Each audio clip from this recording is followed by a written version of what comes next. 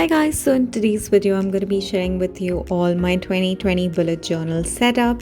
Now this is the first time that I'm going to be making a bullet journal for the entire year, so I'm very excited and I've worked pretty hard for it.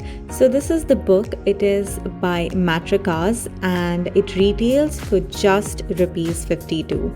So because it was my first bullet journal that I was going to make for the entire year, I thought of going for something that is more affordable, and even for you all beginners, I think this book is perfect. It retails for just rupees 52. As you can see, it has 160 pages. It is unruled and I think it's very affordable. You can find different colors in this as well. The one that I have is in pink color. Now coming to the actual part, so once you open the book, I have just written it 2020. So actually these are black stickers that I've pasted and it's just like 2020, pretty basic. So I went for something that is more easy because I'm still a beginner and I'm still learning. Now this is what I had posted earlier on my community page, so make sure you are subscribed to my channel to know all the updates. Now this is my first yearly overview page. I have basically cut out templates of all the months and then stuck them all together on this page, so it's like an overview for the entire year. Now this is years in pixels. I have written all different sorts of modes that I have, and that's what I'm going to be tracking, and it's like a pixelated year, so that's something I'm very excited about. Then is the page for goals, so it's pretty decent. I mean, that's nothing too fancy. And then you have books to read section, and I did try it out earlier, so after filling them up with color pencils, I can still write over with any sketch pen, so that's pretty great. Now the sketch pen that I've used is by Luxor. It retails for just rupees 2 and it's amazing. The paper are a bit thin, I'm not gonna lie, but the sketch pen that I used didn't bleed through it that bad. As you can see, I mean, everything is in front of you, so I absolutely love this book. Then I went for a period tracker because that is one of the most important things, and I suggest you should definitely include a period tracker. Next is the first month, that is January, and for the layout of the January, I went for something like these boxes. So in total there are 4 boxes on each page, and I'm going to be repeating the layouts like alternatively. Then I included a habit tracker and a mood tracker. Now the habit tracker is pretty basic one. I feel this is one of the best habit trackers that has worked for me so far, and this is a mood tracker. Now ideally I didn't realize that I'm going to be anyway tracking my mood in year in pixels, so I had made it for the January one, but henceforth I was not going to make. For February's cover page, this is how I made it. It's like a heart garland sort of hanging, and I really like it. For the layout of the month, this is how it is. It's just like columns and sort of rows and blocks, whatever you want to call them, and they are pretty convenient. For the habit tracker, I went for this one. I thought the blue would look good, but it wasn't that pleasing, but nevertheless it was fine. So instead of mood tracker, like I told you, I went for sleep tracker. So on the left hand side, I've just like written the days, and then on the upper right side there's just the hours of sleep, and I'm going to be drawing bar graphs. Now this is for the month of March. I went for a layout like this, like columns and rows mixed together, and this is one of the layouts again that I find very nice. The same habit tracker going on, and yes, I'm going to be using the same layouts for the habit tracker and the sleep tracker in the future months as well. For the April one, I just went for something like this. Again, the same layout came like January, and the same layout for habit tracker as well.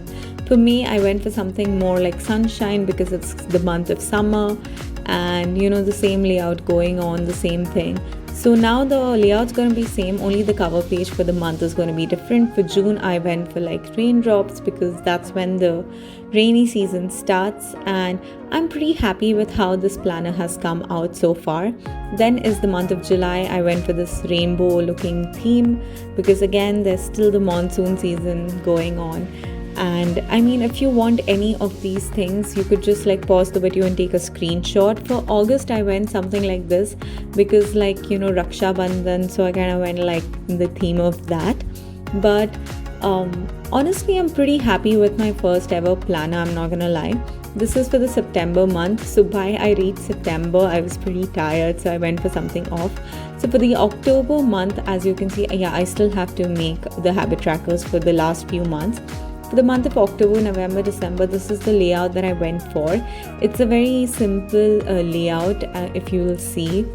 So what I've basically done is divided the page into 6 columns, and yeah, this is the December page, and you know how much I love my candy cane designs. So after completing the habit tracker till December, I went on to add this.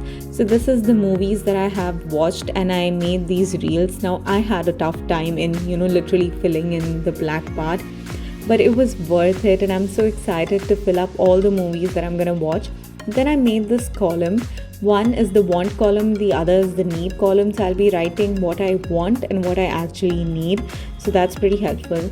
This page I've made for like an exam schedule thing. There's date, subject, and portion completion.